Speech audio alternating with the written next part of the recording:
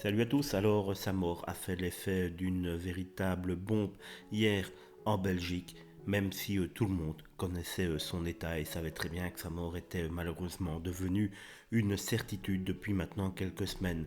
Les dernières photos qu'on avait eues, la chance ou la malchance, je vais dire, de voir de lui étaient vraiment très difficiles à voir, tellement il paraissait en tout cas très affaibli, très vieilli, et on voyait qu'il avait vraiment du mal.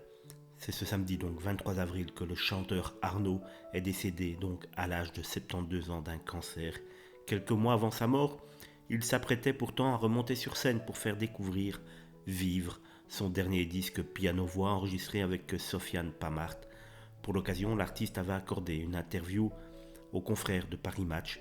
Amaigri, déjà à ce moment-là, il tentait l'autodérision en lançant c'est parce que je voulais devenir Chippendale, mais je n'ai pas été pris.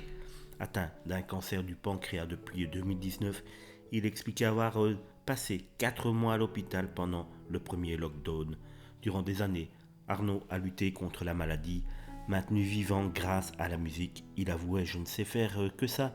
C'est le métier qui, depuis 50 ans, m'a permis de ne pas travailler. En décembre dernier, il faisait fi de son état afin de remonter sur scène pour 5 concerts prévus à Bruxelles et à Ostende. Je vous invite à faire des recherches après cette vidéo sur YouTube pour voir. C'est Arnaud à l'ancienne Belgique. Vous verrez tel qu'il était, c'est-à-dire un grand artiste très affaibli.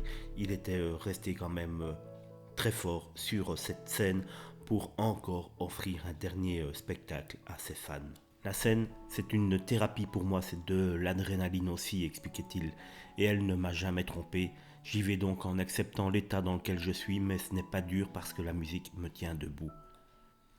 Conscient de son état, il n'avait pas souhaité s'épancher sur ses chances de guérison qu'il savait très très minces, quasiment inexistantes. Pour guérir, je regarde Michel Drucker le dimanche chez mon Alka-Seltzer. Il me fait du bien. J'ai eu de la chance d'avoir vécu une vie le cul dans le beurre. Dans les années 1960, on partait en stop à Katmandou. On avait une liberté sexuelle. Maintenant, on a perdu tout ça à cause du corona. C'est dommage, même dans les films, il n'y a plus de filles nues. Pour lui, il était nécessaire de vivre son rêve jusqu'au bout. Je suis trop âgé pour prendre ma retraite et puis je peux pas mourir maintenant parce que les fleurs sont trop chères en ce moment. Je ne mourrai que quand les prix auront baissé, confiait-il encore dans les colonnes de Paris Match, restant le même jusqu'au bout, c'est-à-dire un bout en train.